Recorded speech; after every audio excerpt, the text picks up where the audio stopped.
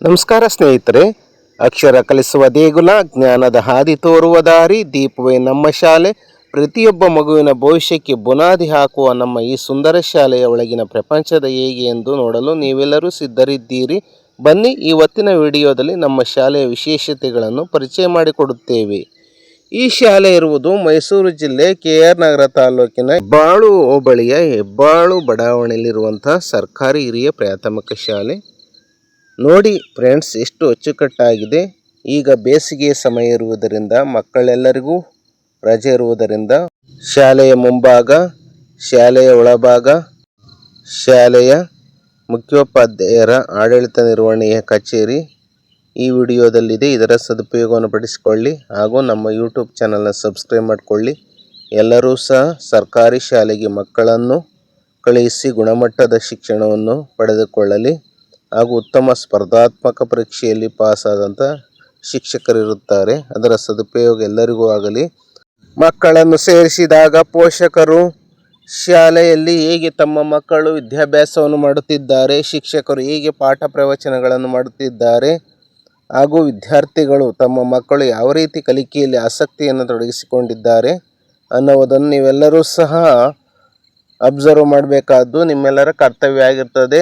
ಹಾಗೂ ತಪ್ಪು ಮಾಡಿದಂತಹ ಶಿಕ್ಷಕರು ಹಾಗೂ ವಿದ್ಯಾರ್ಥಿಗಳನ್ನು ದಾರಿಗೆ ತರಬೇಕಾಗಿರ್ತದೆ, ಅನಿವಾರ್ಯವಾಗಿರ್ತದೆ. ಸರ್ಕಾರಿ ಶಾಲೆ ಅಂತ ಅಸಡ್ಡೆ ತೋರಿಸುವಂತಹ ಕಾಲ ಆಗಿದೆ.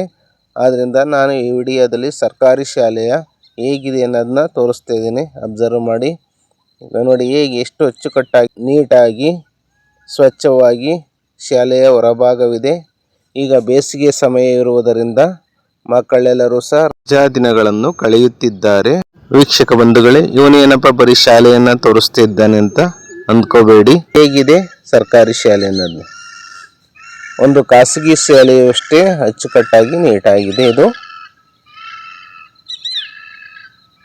ನೋಟಿಸ್ ಬೋರ್ಡಲ್ಲಿ ಉತ್ತಮವಾದ ಸಂದೇಶವನ್ನು ಸಾರುವಂತಹ ಸಾಮಾನ್ಯ ಜ್ಞಾನ ವಿಷಯಗಳನ್ನು ಹಾಕಿರ್ತಾರೆ. ಅದರ ಸದುಪಯೋಗವನ್ನು ಪಡಿಸ್ಕೊಳ್ಳಿ.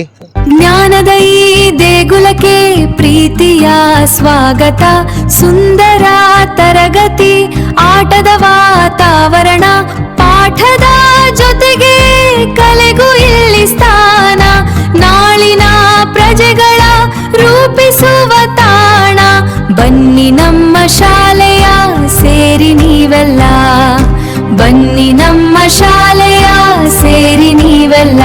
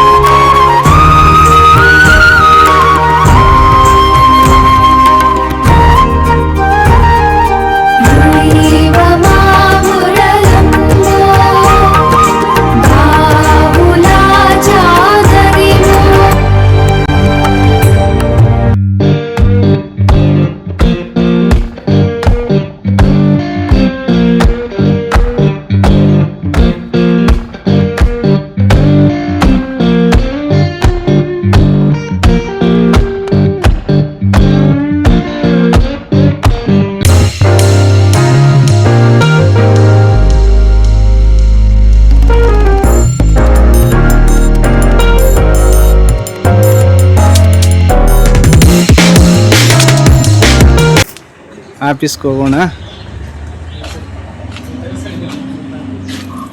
ನಮಸ್ಕಾರ. ನಮಸ್ಕಾರ ಸರ್. ಶಾಲೆಯಲ್ಲಿ ಮುಖ್ಯೋಪಾಧ್ಯಾಯರು ಹಾಗೂ ಸಹ ಶಿಕ್ಷಕರು ಕುಳಿತುಕೊಳ್ಳುವಂತಹ ಕಚೇರಿ ಅಂದ್ರೆ ರೂಮ್ ಇದು. ಎಷ್ಟು ಚೆನ್ನಾಗಿದೆ. ಜ್ಞಾನದ ಈ ದೇಗುಲಕ್ಕೆ ಪ್ರೀತಿಯ ಸ್ವಾಗತ, ಸುಂದರ ತರಗತಿ, ಆಟದ ವಾತಾವರಣ.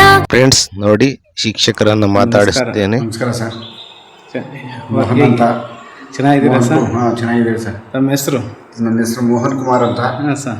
ಇಲ್ಲಿಗೆ 31/5/2018 ಇಲ್ಲಿಗೆ ಹೆಚ್ಚುವರಿಯಾಗಿ ಬಂದಿದ್ದೆ. ಈ ಶಾಲೆ ಬಂದಿದ್ದೀರಾ ಸರ್? ಯಾವ ಸಬ್ಜೆಕ್ಟ್ ಮಾಡ್ತೀರಿ, ಯಾವ ವಿಷಯ ಬೋಧಿಸ್ತಿರ್ತಾವೆ? ನಮ್ಮಲ್ಲಿ ಸಬ್ಜೆಕ್ಟ್ ವೈಸ್ ಏನಿಲ್ಲ ಸರ್. ಯಾವುದು ಇರ್ತದೆ. ನಂದು ಕನ್ನಡ MA. ಆದರೂ ಮಕ್ಕಳ ಹಿತದೃಷ್ಟಿಯಿಂದ ಯಾವುದನ್ನು ಬೇಕು, ಓಕೆ ಓಕೆ ಓಕೆ. ಇಂಗ್ಲೀಷ್ ಇರ್ಬೋದು, ಕನ್ನಡ ಇರ್ಬೋದು, ಹಾಲಿನ ಒಂದು ಎಲ್ಲ ಸಬ್ಜೆಕ್ಟ್ ಎಲ್ಲ ಪಾಠ ಬೋಧಿಸ್ತೀರಾ? ಎಲ್ಲಾನು ಮಾಡ್ತೀವಿ ಸರ್. ಶಾಲಾ ಪರಿಸ್ಥಿತಿ ಹೇಗಿದೆ ಸರ್? ಸರ್ ತುಂಬ ಉತ್ತಮವಾಗಿದೆ. ಉತ್ತಮ SDMC ಅವರ ಸಹಕಾರದಿಂದ ಈ ಶೈಕ್ಷಣಿಕ ವರ್ಷ 2025-26ರಲ್ಲಿ ಜಿಲ್ಲೆಯಲ್ಲಿ ನಮ್ಮ ತಾಲೂಕಿನಲ್ಲಿ ಉತ್ತಮ SDMC ಅಂತ ಅಂದ್ಬಿಟ್ಟಿದ್ದು ಆಯ್ಕೆ ಆಗಿರೋದು ನಮ್ಮ ಶಾಲೆ ಹಾಗೂ ಮುಖ್ಯ ಶಿಕ್ಷಕರು ಹಾಗೂ ಸಹ ಶಿಕ್ಷಕರ ನೆರವಿನಿಂದ ಈ ಒಂದು ಸಾಧನೆಯನ್ನು ಮಾಡೋದಕ್ಕೆ ಅನುಕೂಲ ಆಯಿತು. ಅದನ್ನು ಉಳಿಸ್ಕೋತೀವಿ ಮತ್ತು ಸರ್ಕಾರಿ ಶಾಲೆಯನ್ನು ಉಳಿಸ್ತೀವಿ ಮತ್ತು ಬೆಳೆಸ್ತೀವಿ ಅನ್ನೋ ಶಾಲೆಯನ್ನು ಘೋಷಣೆಯನ್ನು ನಾವು ಮಾಡ್ಕೋತೀವಿ. ನನ್ನ ಕಡೆಯಿಂದ ಅವ್ರಿಗೆ ಕಂಗ್ರ್ಯಾಚುಲೇಷನ್ ಹೇಳ್ತಿದ್ದೀನಿ ಸರ್.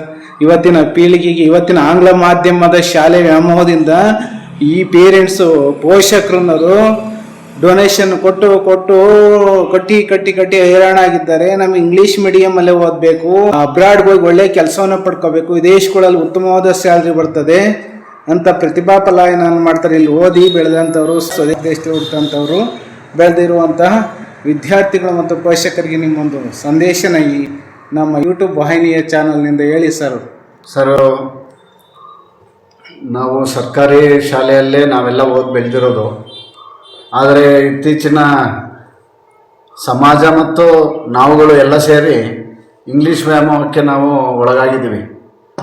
ಏಕೆ ಅಂತಂದರೆ ಅದೊಂದು ಭಾಷೆಯಾಗಿ ನಾವು ಬಳಸ್ಕೋಬೇಕೇ ಹೊರತು ಅದನ್ನು ನಾವು ಮೈಗೂಡಿಸ್ಕೋಬಾರ್ದು. ಮಕ್ಕಳಲ್ಲಿ ಈಗ ಕನ್ನಡ ಅರ್ಥ ಆಗದೇ ನಾವು ಈಗ ಬ್ರಿಂಜಾಲ್ ಅಂತಂದರೆ ಈಗ ಬದನೆಕಾಯಿ ಅನ್ನೋದನ್ನು ನಾವು ಕನ್ನಡದಲ್ಲಿ ನಾವು ತಿಳ್ಕೊಳ್ಳಿಲ್ಲ ಅಂತಂದರೆ ಬ್ರಿಂಜಾಲ್ ಅಂತ ಹೇಳಿದ್ರೆ ಮಗು ಯಾವ ರೀತಿ ಅರ್ಥ ಮಾಡ್ಕೋತದೆ?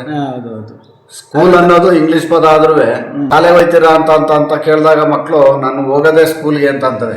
ಯಾಕೆಂದರೆ ಕೆಲವೊಂದು ಪದಗಳು ಇಂಗ್ಲೀಷಿಂದ ಪರಕೀಯರಿಂದ ಭಾಷೆಗಳಾಗಿರೋದ್ರಿಂದ ಇವತ್ತು ಇಂಗ್ಲೀಷ್ ವ್ಯಾಮೋಹ ಶಾಲೆಗಳು ಸುಮಾರು ಎಲ್ಲ ಪೋಷಕರಲ್ಲೂ ಇದೆ. ಆದ್ರೂ ನಾವು ಕಾನ್ವೆಂಟಿಗೆ ಹೋಗುವಂಥ ಮಕ್ಕಳನ್ನ ಮನವೊಲಿಸಿ ನಾವು ಇಲ್ಲಿ ಕರ್ತಂದಿದ್ದೀವಿ. ಅದರಲ್ಲಿ ನಾವು ಯಶಸ್ವಿಯನ್ನು ಆಗಿದ್ದೀವಿ, ಮುಂದೆ ಯಶಸ್ವಿನೂ ಆಯ್ತೀವಿ ಸರ್. ಓಕೆ, ತುಂಬ ಹೃದಯದ ಧನ್ಯವಾದಗಳು ಸರ್.